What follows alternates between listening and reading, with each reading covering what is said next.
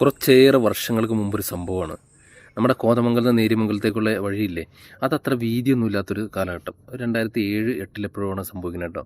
അപ്പോൾ ആ സമയത്ത് നമ്മുടെ ആ റോഡിൽ ഇപ്പോൾ അയ്യങ്കാവ്, വായനശാലപ്പടി, കുത്തൂഴിയ ഭാഗങ്ങളിൽ പല സ്ഥലങ്ങളിലും കട്ടിങ് ഭയങ്കരമാണ്. റോഡിന് ഇത്തിരി ഹൈറ്റായിട്ട് റോഡിന് താഴത്തേക്കുള്ള ഭാഗം നല്ല കട്ടിങ്ങുള്ളൊരു സമയമാണ്. അങ്ങനെ ഒരു ദിവസം ഞാനും എൻ്റെ സുഹൃത്തായിട്ടുള്ള BBC അജാസ്കായും കൂടി വായിൽ വെക്കാൻ വേണ്ടിയിട്ട് അജാസ്കാക്ക് എന്തോ ഒരു അത്യാവശ്യ കാര്യം ഉണ്ടായിട്ട് ഞങ്ങൾ കോതമംഗലം പോയിട്ട്, പുള്ളിക്കെന്നൊരു റെഡ് മോഡിഫൈഡ് ആയിട്ടുള്ളൊരു കവാസാക്കിയുടെ ബൈക്കൊക്കെ ഉണ്ട്. ഞങ്ങൾ രണ്ടാളും കൂടി അതൊക്കെ ആയിട്ട് കോതമംഗലത്ത് പോയി കുറച്ച് നേരം നിന്ന് ആൾക്കാരെല്ലാം പോയി കഴിഞ്ഞപ്പോൾ ഞങ്ങൾ വണ്ടി എടുത്ത് തിരിച്ച് വീട്ടിലേക്ക് വരുക.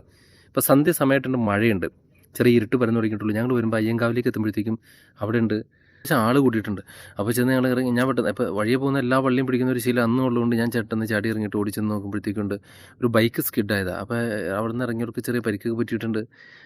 അങ്ങനെ അവിടെ നിന്ന് റോളൊന്നും ചെയ്യാനില്ലാത്ത റോളില്ലെങ്കിലും നമ്മൾ ആൾ കളിക്കാൻ പറ്റുമെന്നുള്ള അവിടെ അങ്ങോട്ട് മാറി ഇങ്ങോട്ട് മാറാന്നൊക്കെ പറഞ്ഞ് ആളുകൾ ഹോസ്പിറ്റലിൽ കൊണ്ടുവന്നൊക്കെ പറഞ്ഞ് ഇങ്ങനെ സംസാരിച്ചുകൊണ്ടിരിക്കുമ്പോഴത്തേക്കും ഒരു പെൺകുട്ടി വന്നിട്ട് എന്നോട് ചോദിച്ചു, ചേട്ടാ ഞാൻ പോയിക്കോട്ടെ? ഞാൻ ചോദിച്ചാൽ എന്തിനാ എന്നോട് ചോദിക്കണേ? അല്ല, ഞാൻ ഈ വണ്ടിയായിട്ട് വന്നതാണ്, ഒരു ചേട്ടനോട് ഇവിടെ നിൽക്കാൻ പറഞ്ഞു. നിങ്ങളുടെ വണ്ടി കാറ് തട്ടിയോ?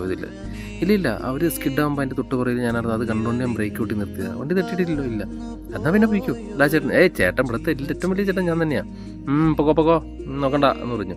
അപ്പോൾ എനിക്ക് നല്ല ഓർമ്മയുണ്ട്, 18 വർഷമല്ലേ ആയുള്ളൂ. അതിനകത്തൊരു അപ്പാപ്പൻ കൂടി ആ കാറിലുണ്ടായിരുന്നു. അവരോട് പൊക്കോളം പറഞ്ഞു. അവരിങ്ങനെ വണ്ടി എടുത്തുകൊണ്ട് പോയി.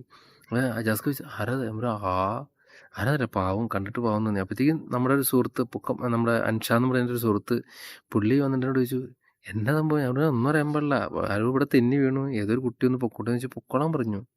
ഇത്രേ ഉള്ളൂ. പിന്നെ അവിടുത്തെ ട്രാഫിക്കിൻ്റെ കാര്യം നമ്മൾ ഏറ്റെടുത്തു. അങ്ങോട്ട് പോകും വണ്ടി തിരക്കാക്കില്ല. ഇവർ പെട്ടെന്ന് ഓട്ടോറിക്ഷ കയറ്റി പരിക്ക് പറ്റിയൊരു ഹോസ്പിറ്റലിലേക്ക് വിട്ടു, എല്ലാ കാര്യങ്ങളും ചെയ്ത്. പിന്നെ നമുക്ക് അവിടെ നിൽക്കേണ്ട കാര്യമില്ലല്ലോ. ഞങ്ങൾ വണ്ടി എടുത്ത് പോന്നു. എന്തെല്ലാം നന്മ ചെയ്തിരിക്കുന്നു ഇതുപോലെ.